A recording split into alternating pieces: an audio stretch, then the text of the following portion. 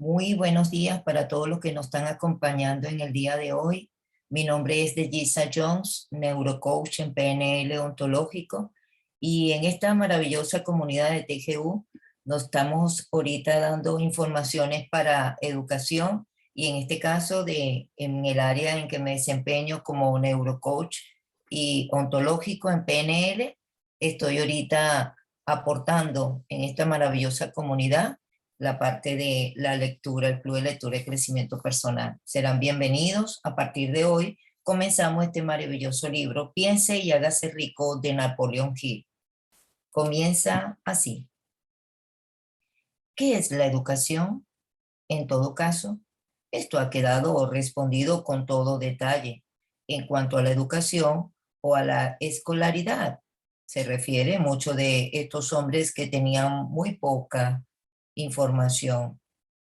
John Wanamaker una vez me dijo que la poca educación que tenía la había adquirido en muchas de las mismas maneras que una locomotora moderna toma agua, echándosela mientras caminaba.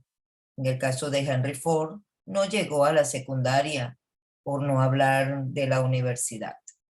No estoy tratando de minimizar el valor de la educación, pero estoy tratando de expresar mi creencia sincera de que aquellos que dominan y aplican el secreto llegarán a altas posiciones en la vida, acumularán riquezas y negociarán con toda y con la vida con sus propios términos, incluso su educación si ha sido escasa.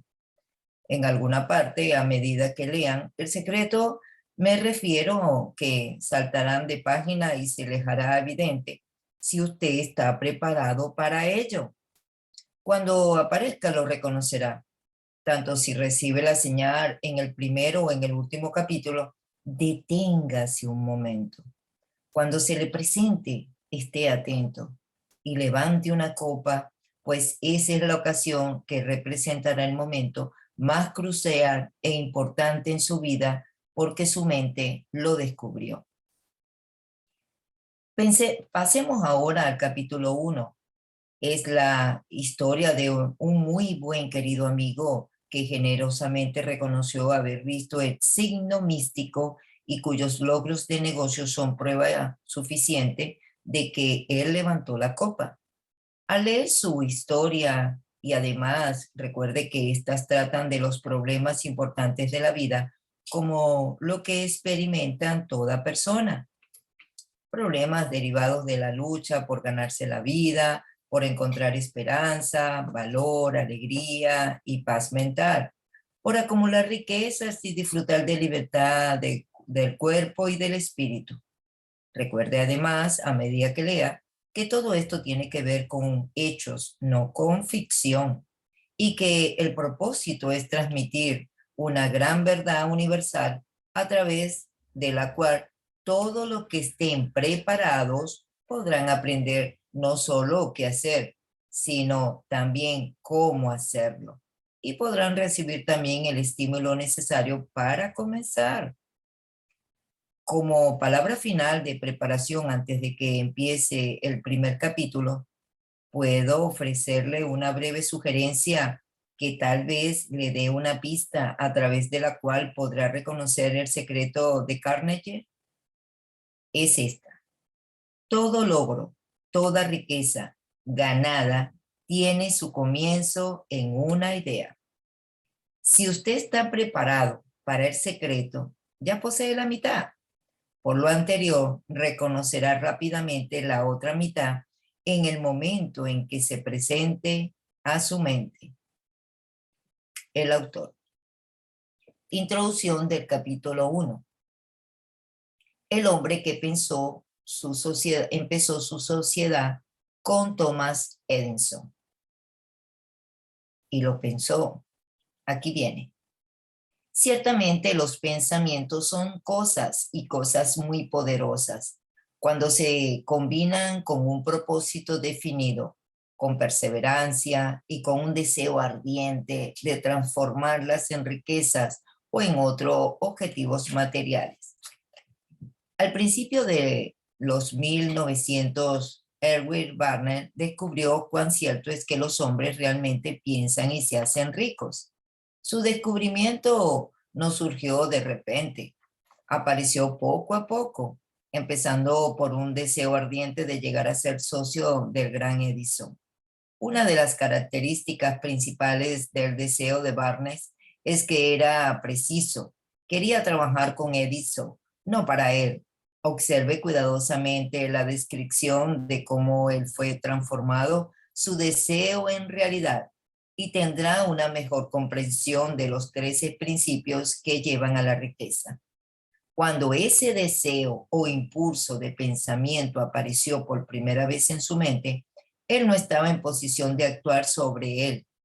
Dos dificultades se interponían en su camino. Ni conocía al señor Edison, ni tenía suficiente dinero para pagar el pasaje del tren para llegar a Orange, Nueva Jersey. Estas dificultades eran suficientes para desanimar a la mayoría de los hombres en el intento de llevar a cabo ese deseo. Pero el suyo no era un deseo ordinario. Estaba tan decidido a encontrar una manera de llevar a cabo su deseo que finalmente decidió viajar como equipaje ciego, en lugar de aceptar la derrota. Para los no iniciados, esto significa que fue Air Oranger de un tren de carga.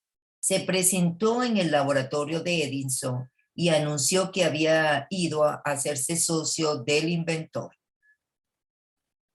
Hablando de su primer encuentro con Barnett, el señor Edison comentaba años más tarde: se paró ante mí con la apariencia de un vagabundo.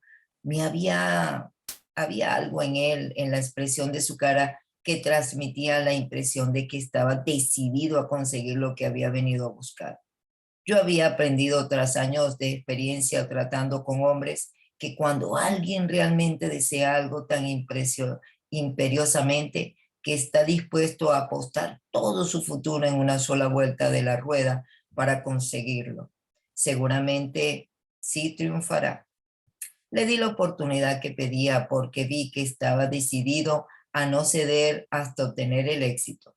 Los eventos subsecuentes probaron que no hubo ningún error al respecto. ¿Qué exactamente dijo el joven Barnes al señor Edison? En esa ocasión fue mucho menos importante de lo que él pensó. Edison mismo lo dijo. No podía haber sido el aspecto del joven lo que le dio su comienzo en la oficina de Edison, porque eso definitivamente estaba en su contra. Era lo que pensaba, lo que contó. Si la importancia de esta declaración pudiera ser transmitida a toda persona que lo lee, no habría necesidad del resto de este libro. Ahora, Barnett no consiguió su sociedad con Edison en su primera entrevista. Lo que obtuvo fue una oportunidad de trabajar en las oficinas de Edison por un salario nominal, haciendo trabajos que no eran importantes para Edison, pero que era de la mayor importancia para Barnett, y lo eran, porque le dieron la oportunidad de mostrar su mercadería, de manera que su futuro socio pudiese verla. Pasaron los meses. En apariencia, nada había sucedido para cumplir la ansiada meta que estaba en mente de Barnes como su propósito principal y definido. Pero algo importante estaba sucediendo en esa mente. Su deseo de convertirse en el socio de negocios de Edison se intensificaba constantemente. Los psicólogos han afirmado correctamente que cuando uno está realmente preparado para algo, esto sí aparece. Barney estaba listo para una asociación de negocios con Edison, más aún estaba decidido a seguir listo hasta obtener lo que buscaba. Él no se decía: bueno, ¿para qué seguir? Supongo que cambiaré de idea o probaré un trabajo de vendedor. En vez de eso, se decía: he venido aquí a asociarme con Edison y cumpliré este propósito, aunque me lleve el resto de la vida, y era lo que creía. Qué historia tan diferente, contraria a los hombres si tan solo adoptaran un propósito definido y mantuvieran ese propósito hasta que tuviese tiempo de convertirse en una obsesión arrolladora. Quizás el joven Barney no lo supiera en aquel entonces, pero su determinación de burlo su persistencia para mantenerse firme en su único deseo estaba destinada a acabar con toda oposición y traer a él la oportunidad que buscaba. Cuando la oportunidad llegó, apareció con una forma diferente y desde una dirección distinta de la de que Barney había esperado. Esta es una trampa de las oportunidades. Pendiente con esto, tienden al malicioso hábito de aparecer por la puerta de atrás y a menudo vienen disfrazadas en forma de infortunio y de derrota temporal. Tal vez por eso tanto fracasado en reconocer la oportunidad. El señor Edison acaba de perfeccionar un nuevo aparato de oficinas reconocido. Entonces, como la máquina de detectar de Edison ahora el Edifono, sus vendedores no estaban entusiasmados por el aparato. No creían que se pudiera vender sin grandes esfuerzos, pero Barney vio su oportunidad. Esta había surgido discretamente, oculta en una máquina de apariencia extraña que no interesaba más que a Barney y al inventor. Barney supo que podría vender la máquina de editar de Edison, se lo sugirió a Edison y de inmediato tuvo su oportunidad y vendió la máquina. De hecho, lo hizo con tanto éxito que Edison le dio un contrato para distribuirla en la mercadearla por toda la nación. De esa asociación de negocios nació el eslogan hecho por Edison e instalado por Barney. Esta alianza ha estado en operación por más de 30 años, al momento de escribir este libro en 1935. Gracias a ella, Barney se hizo rico, pero también consiguió algo mucho más importante. Demostró que uno realmente puede pensar y hacerse rico. No tengo forma de saber cuánto dinero ha significado este deseo original de Barney. Quizás 2 o 3 millones de dólares, pero el monto, cualquiera que sea, se torna insignificante cuando se le compara con el activo aún mayor que adquirió en forma de conocimientos definidos que un impulso intangible de pensamiento. Puede transmutarse en su contraparente física y mediante la aplicación de principios conocidos. Barney literalmente se pensó en asociación con Grant Edison y se pensó dueño de una fortuna. No tenía nada con que empezar, excepto la capacidad de saber lo que deseaba, la determinación de mantenerse firme en su deseo hasta realizarlo. No tenía dinero para empezar, tenía solo unas poca educación, no tenía influencia, pero tenía iniciativa, fe, la voluntad de ganar. Con estas fuerzas intangibles se hizo el socio número 1 del mayor inventor que ha vivido ahora. Echemos un vistazo a una situación diferente y estudiemos un hombre que tenía mucha riqueza tangible, pero las perdió porque se detuvo a solo 3 pies, 1 metro de la meta que buscaba. 1 metro del oro. Una de las causas más comunes del fracaso es el hábito de renunciar cuando uno es golpeado por una derrota temporal. Toda persona es culpable de este error en un momento u otro. Un tío de R.U. Darby fue presa de la fiebre del oro en los días de esa fiebre y se le fue al oeste de cavar y hacerse rico. Nunca había escuchado que más oro se había sacado del cerebro de los hombres que de la tierra. Logró una concepción y comenzó a trabajar con pico y pala. El trabajo era duro, pero su deseo por oro era definido.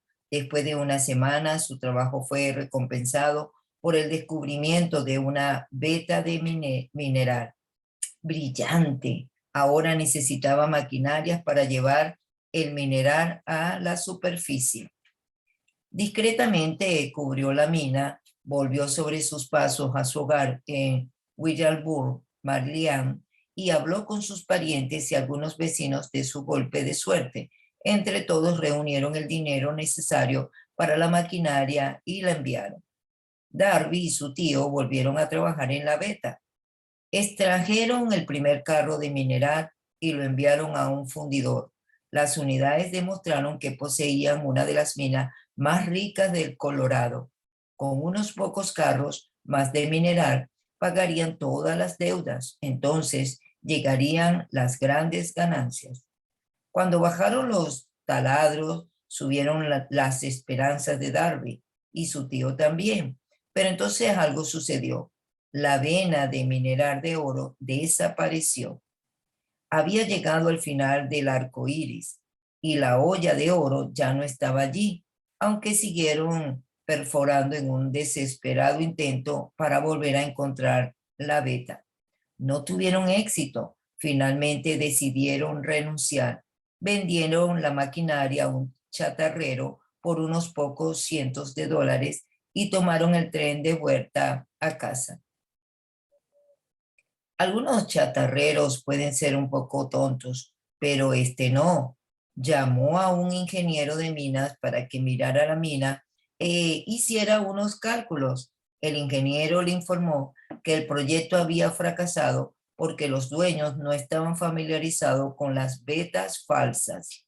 Su cálculo indicaba que la veta reaparecería a 1 metro de donde los Darby habían dejado de perforar. Allí fue precisamente donde fue encontrada. El chatarrero extrajo millones de dólares del mineral de oro, aquella mina, porque sabía lo suficiente como para buscar el asesoramiento de un experto antes de darse por vencido. La mayor parte del dinero que se había invertido en maquinaria ya la habían conseguido por los esfuerzos de RU, en este caso Darby, que era el esfuerzo más inicial y más pesado, quien entonces era un hombre muy joven. El dinero había salido de sus parientes y vecinos que tenían fe en él. Al final les pagó de vuelta hasta el último dólar, aunque tardó años en hacerlo. Mucho tiempo después, Derby se reapareció sobradamente de su pérdida cuando descubrió que el deseo puede ser transmutado en oro. Eso le ocurrió luego de ingresar en el negocio de vender seguros de vida, recordando que había perdido una inmensa fortuna por haberse rendido y detenido a un metro del oro. Derby se benefició de esta experiencia en su trabajo elegido con el sencillo método de decirse a sí mismo: me detuve a 1 metro del oro, pero nunca me detendré porque alguien me diga no cuando yo le pida que me compren un seguro. Darby es uno de menos de 50 hombres que vende más de $1 millón anuales en seguros. Él debe su tenacidad a la lección que había aprendido de su renuncia, al haber renunciado en el negocio de minería de oro. Esto le enseñó a él. Antes de que el éxito aparezca en la vida de cualquier hombre, es seguro que éste le topará con muchas derrotas temporales y también con algún fracaso. Cuando la derrota se adueña del hombre, lo más fácil, lo más lógico que puede hacer es renunciar. Esto es exactamente lo que hace la mayoría de las personas. Más de 500 de hombres más exitosos de este país le han comentado al autor que su más grande éxito vino justo un paso después del punto del cual la derrota se había apoderado de ellos. El fracaso es un bromista con un agudo sentido de ironía y el engaño. Le encanta ponernos a zancadillas cuando el éxito está casi a nuestro alcance. Una lección perseverancia de 50 centavos. Poco después de que Darby recibiera su título en la Universidad de los Golpes Duros, decidiera sacar provecho de su experiencia en el negocio de oro, tuvo la buena fortuna de estar presente en una ocasión que le demostró que no necesariamente significa un no. Una tarde ayudaba a su tío a moler trigo en un viejo molino. El tío operaba una granja grande donde vivían ciertos y números de granjeros arrendatarios.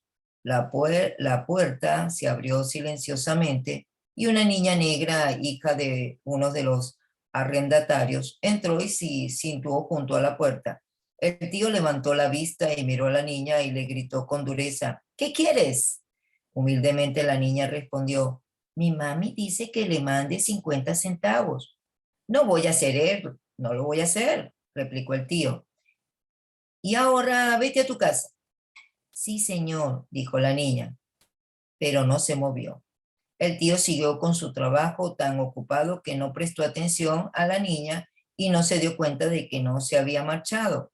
Cuando levantó la mirada y vio que todavía seguía allí parada, le gritó: he dicho que te vayas a tu casa.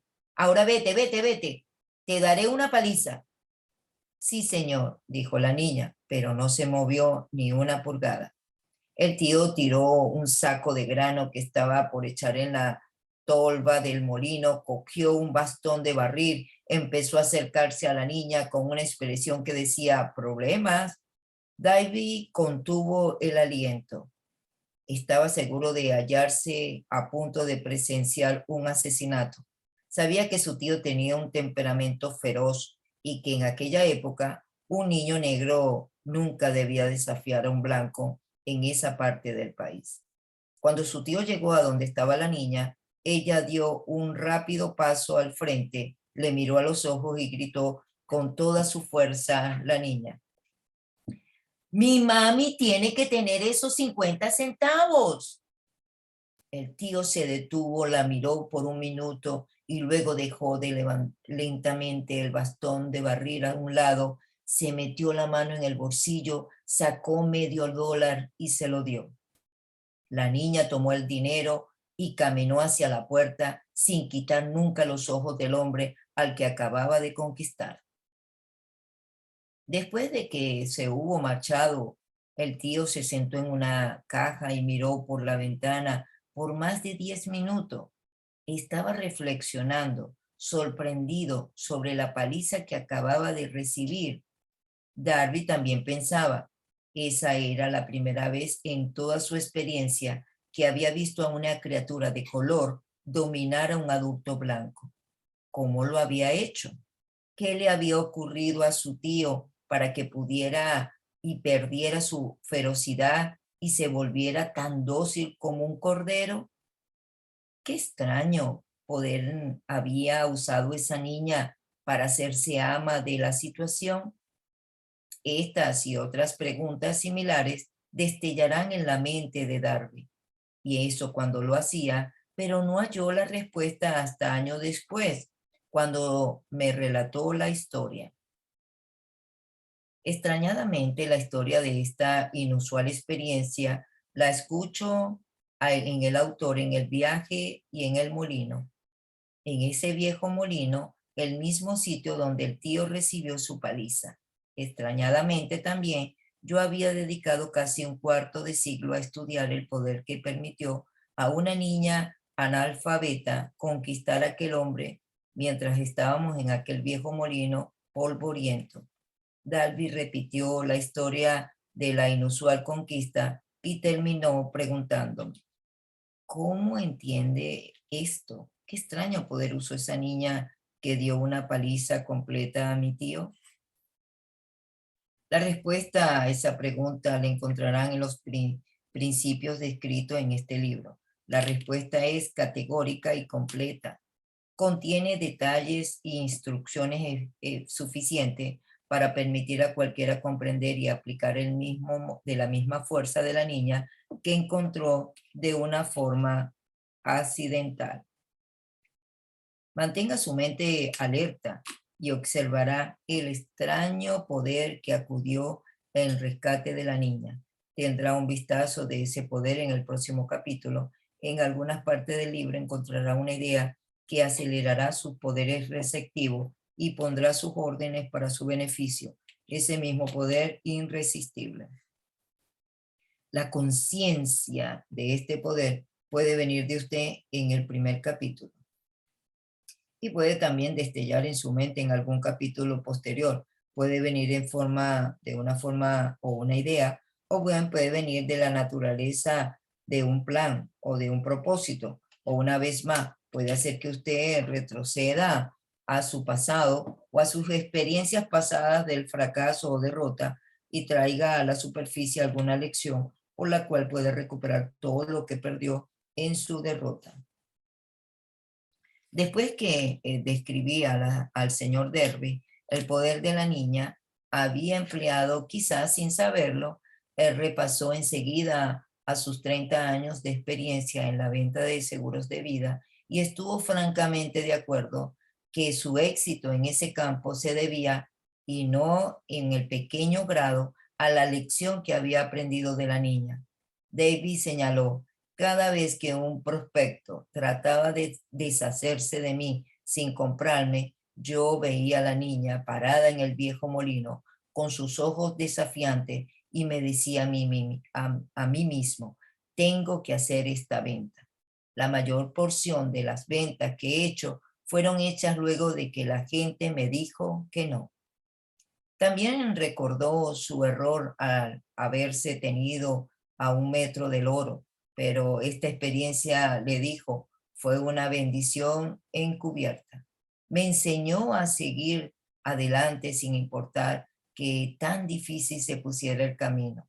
Fue una lección que necesitaba aprender antes de poder tener el éxito en otras cosas. Esta historia del señor Davy, de su tío y de la niña y de la mina de oro, sin duda serán leídas por centenares de hombres que se ganan la vida vendiendo seguros de vida. Y el autor desea sugerir que Darby debe esas dos experiencias a su capacidad para vender más de $1 millón anuales en seguros de vida. La vida es extraña y a menudo imponderable. Tanto los éxitos como los fracasos tienen sus raíces en experiencias simples. Las experiencias de Darby fueron bastante comunes y simples, y sin embargo contienen la respuesta de su destino en la vida. Por lo tanto, fueron tan importantes para él como la misma vida. Él sacó provecho de estas dos experiencias dramáticas porque las analizó, encontró la lección que contenía. Pero, ¿qué hay del hombre que no tiene ni el tiempo ni la inclinación para estudiar el fracaso en busca del conocimiento que pueda conducirlo al éxito?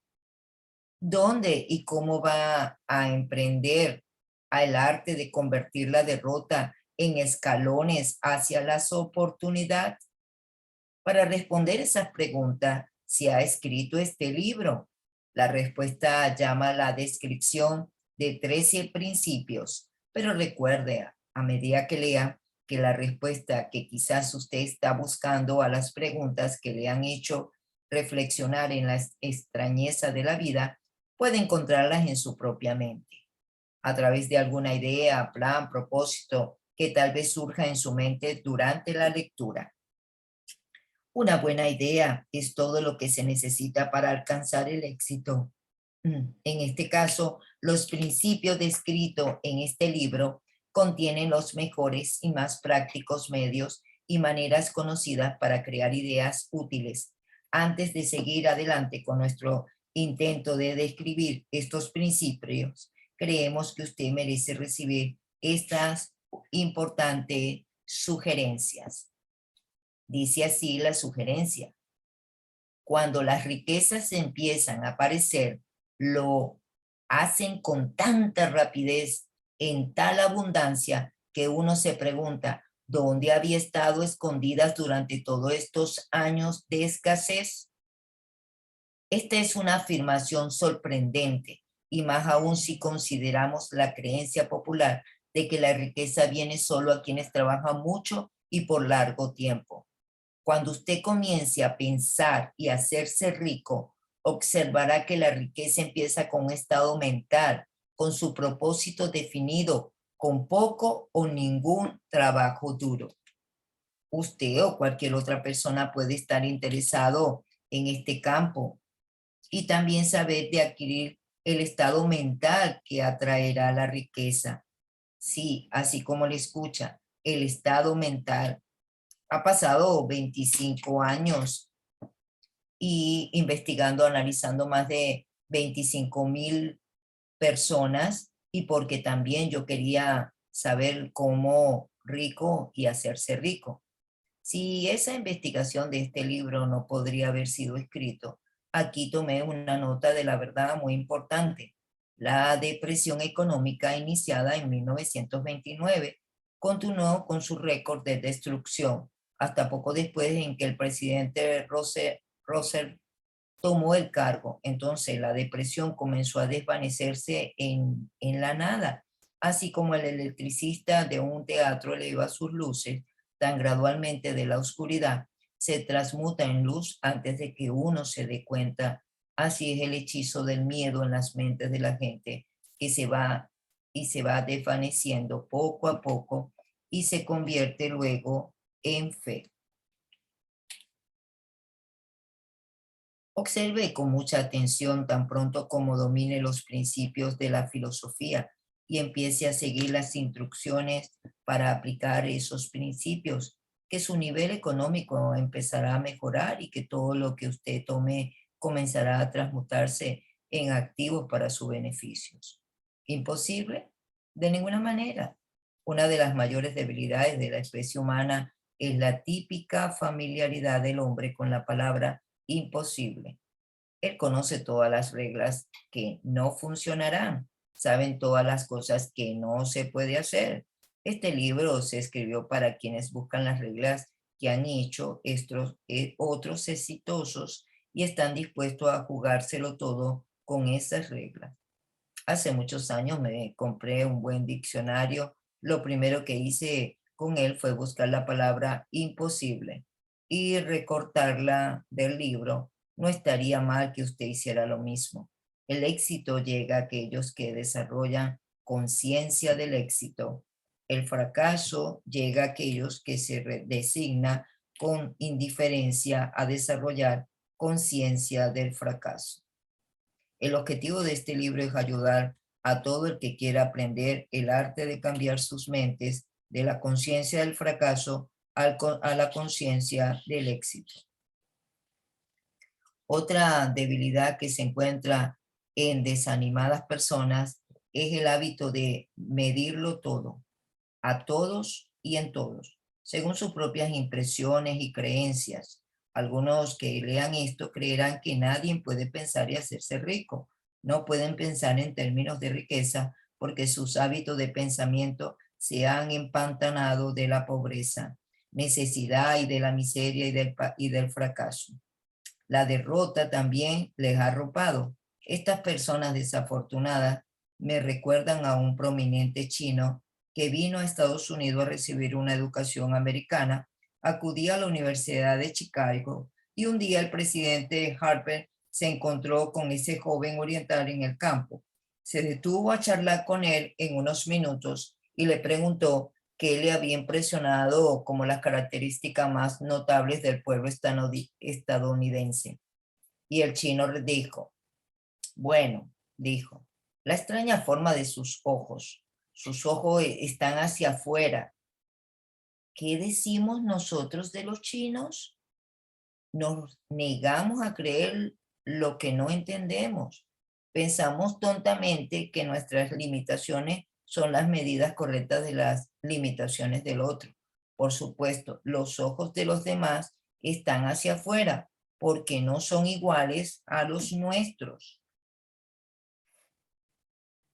Ok, vamos a dejarlo hasta acá. Está muy interesante la lectura para poder entonces compartir con ustedes. Este libro me encanta. Yo lo leí hace aproximadamente yo lo leí en Venezuela. Piense y hágase rico. Y el libro en aquel entonces, yo recuerdo que cuando lo leía yo decía, wow, bueno, déjame leer este libro a ver qué estaba. Y a medida que iba leyendo, literalmente son como chispas de luz que te va empoderando, pero hay momentos que la persona tiene que estar preparada, como dice el dicho. Cuando el alumno está presto, aparece el maestro. Y los libros son unos grandes maestros. También personas, niños, cosas. Tenemos que estar muy atentos, porque Dios quiere que salgamos de una situación latente de oscuridad y vayamos a la luz. Entonces, eso es lo que Él quiere, que nosotros tengamos la capacidad de poder ver la luz desde la óptica de la abundancia. En vista de ello, como a un ciego, al ciego poco a poco, cuando se le va operando, una persona que nunca ha visto la luz, en este caso que nació ciego, en ese momento le regalan el don divino de una operación y de la esperanza, porque le dice, mira, puedes ver, hay un médico cirujano experto que te va a operar y puedes ver, va a ser algo genial. Y bueno, ahí le está dando al ciego, una persona que nunca ha visto la luz, se le está dando algo que llamado esperanza, llamado fe también. Aunado a eso, bueno, proceden a hacer la operación y en ese momento que proceden a hacer la operación, le ponen su venda posteriormente, pero para quitarle la venda el día que ya la cura, para ver cómo están los puntos y que él pueda experimentar la luz, porque tiene que ser él, el médico, no, el médico le va preguntando, ¿qué ves? En este caso, tiene que estar la luz apagada del cuarto y poco a poco se la van prendiendo gradualmente para que los destellos, si depende cómo salió la operación, en este caso el cirujano sabe que fue un éxito, tiene que ir quitando poco a poco la venda, le va a decir abre los ojos con cuidado hasta que la persona que ves, entonces la persona empieza a ver como imágenes, empieza a ver borroso, hasta que la imagen va apareciendo. Sería un desastre y a nivel para ese cerebro de ese ciego, si el médico lo para con cuidadito, lo pone en la ventana a las 12 del mediodía, con un sol resplandeciente, le quita la vena y le dice abre los ojos. Sería un suicidio cerebral e inclusive emocional, porque sería como si una persona la pusiera abriendo como un horno de calor, de fuego, y lo puede hasta matar. En este caso tiene que ser paulatinamente. Cuando pongo este ejemplo de esta metáfora que se me viene ahorita en mente, es por la misma situación que pasa a nosotros cuando leemos los libros. Estos libros nos ayudan a ir entendiendo poco a poco, es como quitarnos una venda, porque para llegar a entender el proceso de la mente, porque aquí como se llama el libro, piense y hágase rico, piense. O sea, aquí la cuestión todo está en ese maravilloso caudal de oro que tenemos, que si nosotros nos vamos al libro de la Biblia, el libro como dice aquí el mismo lector, hay una parte en la introducción, ¿verdad? Que me gustó mucho del libro, que él explica que este es uno de los segundos libros más vendidos, porque el primero dice que es la Biblia. Exacto. Entonces, aquí podemos notar de que si es uno de los libros, como dice aquí, además hay otra razón muy importante, que este libro se escribió en 1935, pero fíjense que el libro que leímos también en esta comunidad de Toca United, porque estamos en una serie de luz en esta era cibernética, en esta era de despertar, en esta era que hay que quitarnos la venda y hay que ayudar a las personas para quitársela de una manera de pensamientos diferentes, de sistema de creencia.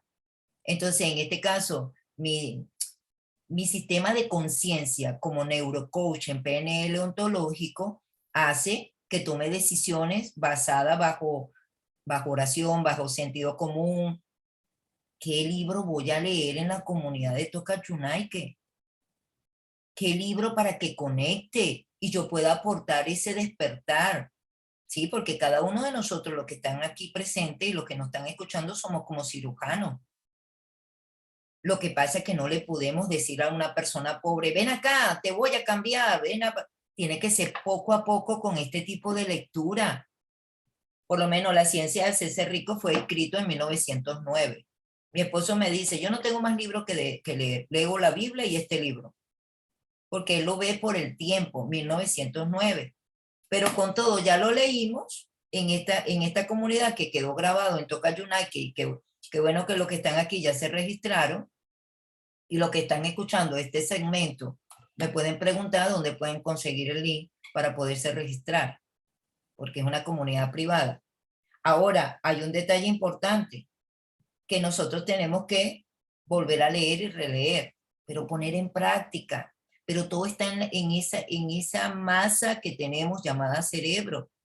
Cabe destacar, aunado a ello, como le estaba comentando, que dice que el libro más vendido en la historia ha sido la Biblia. Y después Piense y hágase rico. Y este fue en 1935. ¿Qué les parece?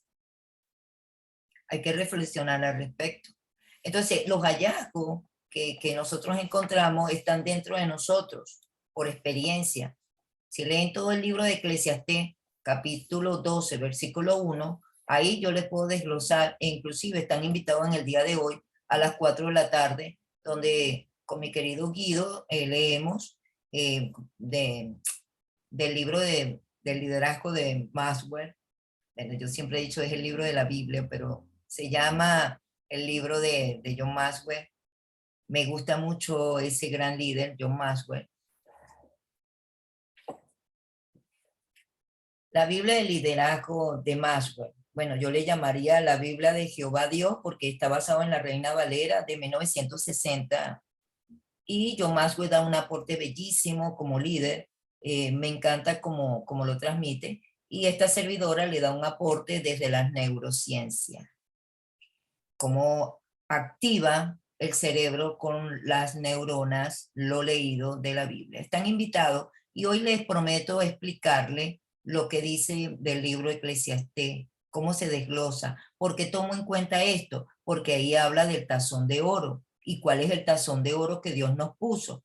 El cerebro, tal cual. Entonces nosotros tenemos la potestad, estamos donde estamos porque queremos estar así, hemos pensado. Todos nuestros pensamientos nos han llevado hasta el presente. Todos nuestros pensamientos nos han llevado. Ahora, ¿qué me queda de la lectura de hoy? Un aprendizaje espectacular, porque a medida, como les digo, estos son libros de luz que van destello. Me queda, desde que lo leí hace muchos años, a este tiempo, nuevamente que lo estoy leyendo, que la persona, como vimos con Thomas Edison, como este personaje decía, yo tengo que ser socio, yo tengo que Barney, yo tengo que ser socio de Edison. Él tenía un deseo, no tenía dinero, era el deseo. Y bueno, se colió en un tren y estaba, imagínense ustedes, no estaba bien vestido, pero la mirada, la energía con que le dijo, yo quiero ser socio suyo, le permitió él ver la oportunidad, porque no fue en ese momento que le habló del proyecto, esperó el momento, y el momento Dios se lo dio, pero el deseo lo mantuvo, y así lo logró, fue socio de Edison. Pero aparte de ello, ¿qué me remontó a mí de enseñanza de Jigsaw Jones? Me remontó de enseñanza porque yo tengo una cualidad, yo tengo una habilidad, yo tengo un don que yo veo el potencial a las demás personas. Yo le veo el potencial siempre. Por eso me hice neurocoach. ¿Y por qué le veo el potencial? Yo cometí muchos errores en el pasado que cuando yo le veía el potencial a las personas, yo las invitaba a ser socias mías. Tenía yo esa mala maña. En cambio, la persona era la que tenía que verse, la que tenía que sentir el deseo para hacer todo lo contrario. Entonces yo le decía a la persona, ven acá, tú puedes hacerlo, ven acá, vamos a hacer negocio, mira lo que vamos. Ese era mi error. Cuando digo era, porque esto me está recordando los errores que este libro es mágico, porque también te ayuda a aprender de los errores. Por eso es que a los neurocoach nos dicen, todo coach pedido es concebido. Pero cuando el coach, uno le dice, que voy a hacer un coach y para que veas y abra mira, yo te acompaño. Si uno se lo ofrece a la persona, esa persona no llega a ningún lado. Pero cuando nos los piden, es que la persona llega. ¿Qué les parece? Así pasa en los negocios. Yo me acuerdo que yo veía a mi hermano con tantos dones y yo, ven acá, tú puedes hacer esto y esto y esto, a mi hermano menor. Menos mal que, bueno, en aquel entonces tú dices, pues, que dices, yo no sé qué hacer con mi vida cuando era adolescente. Y yo le digo, vamos a hacer un análisis, yo te veo unos dones, tú hablas muy bien el inglés y veo un don que a ti te gusta cocinar. Vete por ahí. ¿Y cuál es la profesión de mi hermano? Mi hermano ahorita es profesor de inglés, está en Ecuador y es chef de cocina. Pero por lo menos necesitaba un mentor, pero él me lo pidió. Denis, ayúdame, yo no sé qué hacer, yo estoy buscando, pero él me lo pidió. Y yo siempre veía ese don de él, pero cuando yo le decía, él no me escuchaba, porque no lo necesitaba, no estaba el deseo de buscar algo. Entonces, esta parte me queda en el libro.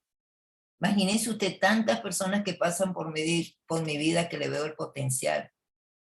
O cuando les realizo unos coaching, me provoca ir como al grano. Despierta, despierta. Puedes hacer esto y esto y esto y esto de esta manera, pero no puedo. Tengo que respetar el proceso del deseo de la persona.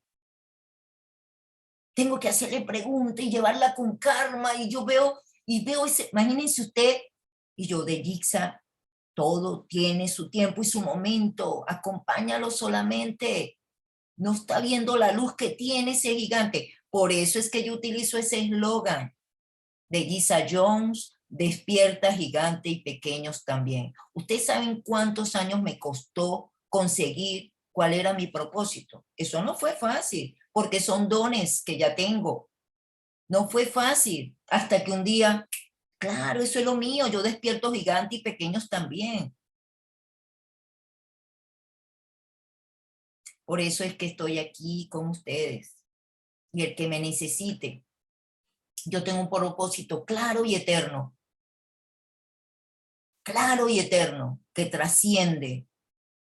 Si viene un nuevo mundo y hay que los resucitados, despierto a los resucitados para que sepan qué necesitan. Bueno, Jesucristo es el que lo puede resucitar, ¿verdad? En este caso que le dice, levántate. Pero después que se levante me toca a mí hacer, alguien tiene que hacer trabajo, alguien tiene que despertarlos. Mi propósito trasciende. Entonces, ¿qué es lo que quiero que vean? Busquen ese deseo, simplemente, busquen ese deseo. Me encanta esta parte, la parte de inclusive del sistema de creencia. Cuando el chino estaba acá, en Estados Unidos, y le dice el profesor de la universidad que cómo se había sentido y qué era lo que más le había impresionado en los Estados Unidos. Y el chino le dijo que las personas tienen los ojos hacia afuera.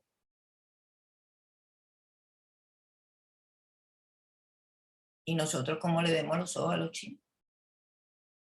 Entonces son creencias. Ahí se ve, y todos somos creación de Dios. Ahí se ve como el caso que el hombre, una metáfora, un hombre que se empieza a reír cuando el chino en el cementerio le está poniendo arroz al fallecido, ¿verdad? Su ser querido. Y entonces el latino empieza a reírse y el chino le dice, ¿de qué te ríes? Ah, porque le veo que le vas a estar poniendo arroz a un muerto, entonces me da risa que tú creas que va a salir de la tumba para comerse el arroz. Y entonces el chino le dice al latino, pero yo no me estoy riendo de que tu muerto va a salir para oler las flores que le estás poniendo. Aquí podemos ver los dos caminos, los dos creencias. Tenemos que simplemente respetar el proceso de cada quien, respetar las creencias de cada quien y simplemente aunar a un despertar para un deseo. Lo que la persona desee, eso es lo que obtiene. Si desea y a donde se enfoque, si desea la persona seguir nutriendo su mente con pobreza, eso es lo que va a obtener. Con preocupaciones, con quejas, con pasado, eso es lo que va a seguir repitiendo en su vida. Pero si la persona está en un estado de conciencia, eso es lo que va a tener. Poco a poco va a ver la luz para después ver el brillo del sol. Los escucho en este segmento, quien les gustaría participar y me encantaría ver algunas manos. Tenemos a Lorena. Lorena, bienvenida, mi amor, a este inicio de este maravilloso libro. Los micrófonos son tuyos. Luego se lo damos a Luz Estela. Muy buenos días, muchas gracias. Bendiciones para todos. Bueno, una vez más, agradecida por la oportunidad de escuchar estas maravillosas herramientas que despiertan el cerebro. Lo que me dejó esta lectura de hoy es, primeramente, tener el deseo de conseguir algo, de cambiar. Lo otro es tener un propósito definido y trabajar por ello. Otra cosa que también me quedó es que no veamos las supuestas derrotas, porque nosotros lo vemos como derrotas, pero no son así, son enseñanzas. Y que no nos detengamos por el hecho de que algo no nos salió como nosotros quisimos, sino al contrario, que sea como un motivo para buscar seguir insistiendo para llegar a nuestro propósito. Bueno, demasiado enriquecedor todas estas palabras.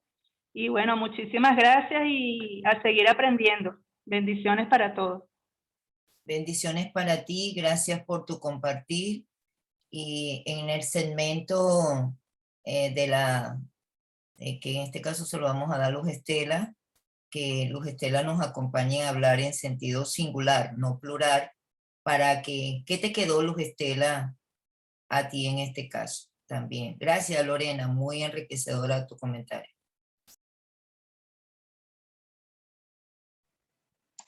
Gracias, buenos días. No, pues primero agradecida por aprender y reconocer, porque pues es algo que vengo haciendo muchos años y es de esta bendición tan grande de tener el libre albedrío de poder decidir, porque yo pienso, ¿cierto?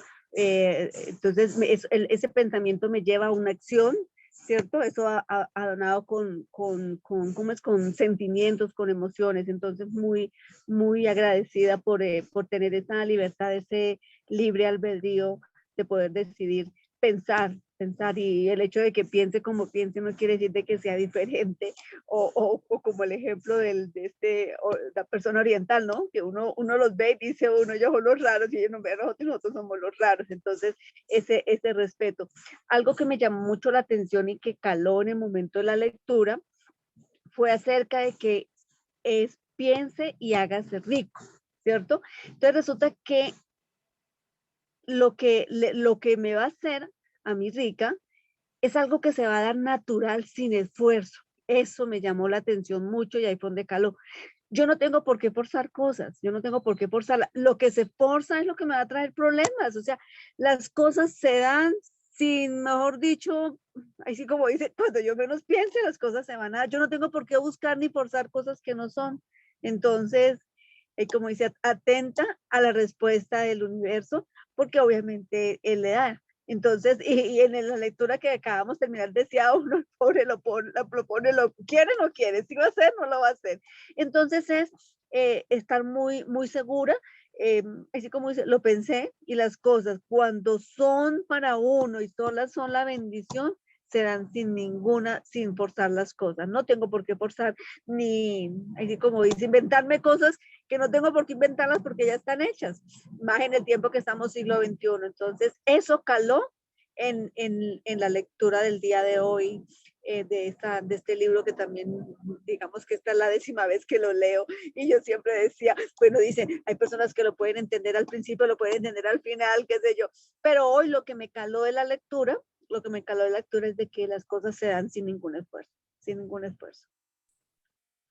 Eso oh my God, espectacular tu comentario, Luz Estela. Mira, primero me ericé, segundo, se me aguaron los ojos, tercero, te ves muy bien en el espacio donde estás, te ves llena de luz, te ves bien, te ves muy bien. Qué bendición que está entrando Miguel Ríos Monte. Debe ser alguien porque yo puse el link, lo puse en muchos sitios, pero ya estamos terminando, pero bueno, vamos a darle paso. Wow. encantó tu resumen porque viene de tu ser interior, un despertar, una luz, una linterna. ¡Wow! Espectacular. Y te ves muy bien. Me encanta cómo amaneciste hoy, Luz Estela. Te felicito. Todo. La piel, todo. Te ves muy bien. Tu voz y ese despertar. Tenemos también a nuestra querida Evelyn Silva también. Evelyn, ¿qué te quedó a ti en este segmento, como siempre hacemos después que leemos el libro? Bienvenido, Miguel, no tiene el micrófono abierto, pero por lo menos está acá. Evelyn, ¿qué te quedó de este segmento? ¿Qué puedes aportar? Que ahorita tenías las manos abiertas, levantadas. Para ti los micrófonos. Gracias, de Yixa. Bendecido feliz día para todos. Bendecido inicio de semana con los mejores deseos. Sí, bastante interesante la lectura, como siempre, pues en este maravilloso espacio que la plataforma TGU permite y conducido en este caso la lectura por tu persona, pues qué gran privilegio, ¿no? En la lectura de hoy me queda unos puntos bastante interesantes también. En lo particular, noto que el estado de conciencia me permite estar atenta a esas luces, esas chispas que la divina providencia constantemente nos está suministrando, proveyendo, y que solo podemos captar o que solo puedo captar cuando el estado de conciencia está en plenitud, porque si no, pues simplemente pasan de largo, ¿no? Entonces eso me permite poder percibirla a través del tiempo. Gracias al Creador, pues de los cielos y la tierra he tenido esa gran bendición. Aparte de eso, la responsabilidad que debo tener al impactar a otras personas con la información, y como bien lo decías, pues el maestro aparece cuando el alumno está apto. No está en nuestras manos determinar, mira, sí, es lo que provoca, porque lo vivo casi que a diario, es lo que provoca, wow, mira, es por aquí. Pero no, cada quien lleva su proceso y eso hay que respetarlo, pues, ¿no? Y con ganas de seguir, me quedo reflexionando una parte que dijiste de Yixa, a ver, todos nuestros pensamientos son los que nos ha llevado a donde estamos ahora. Me quedo ahí, en esa reflexión, porque es la parte de asumir y decir, epa, ya va, y yo creé este entorno, y yo decidí estar aquí en las condiciones que estoy, y saber que es realidad, pero el procesarla y el digerirla lleva algo de atención, Bendecido inicio de semana y gracias por el espacio. Me pasó lo mismo contigo, mi querida Evelyn. Me ericé, se me aguaron los ojos y tal cual. Qué impresionante, ¿no? Que uno... Lo que pasa es que Adán y Eva nos dejaron un regalito no muy buen querido. Es un regalito de la imperfección, a saber, responsabilidad. Y cuando nosotros tenemos la conciencia, wow, salimos de esa, por llamarlo así, imperfección. ¿Me hago entender? Por eso es que Dios le dice a Adán, ¿qué pasó aquí? La mujer que me diste. Y a ella, ¿qué pasó? La serpiente, papa caliente. Pero cuando nosotros vemos, ya va, este entorno donde yo estoy aquí en Estados Unidos, verdad, yo lo plasmé. Me casé con un hombre llamado Thomas, verdad que yo lo plasmé. Estoy viviendo, verdad, cerca de la playa, verdad que yo lo plasmé. Un hombre que me trata como una princesa, me trae flores todos los fines de semana, verdad que yo lo plasmé. Yo recuerdo inclusive que yo un día le dije a Dios, yo quiero 4 varones. Y tengo 4 varones. Verdad que yo lo plasmé. Pidan y se les dará. Pero ¿qué pensamos? ¿Qué deseamos? ¿Hacia dónde vamos? Wow, Evelyn. Gracias también por tu participación de conciencia. Bueno, nos vemos mañana a esta misma hora en este mismo canal, en esta maravillosa plataforma. Que tengan un día maravilloso y feliz inicio de semana. Hasta la próxima.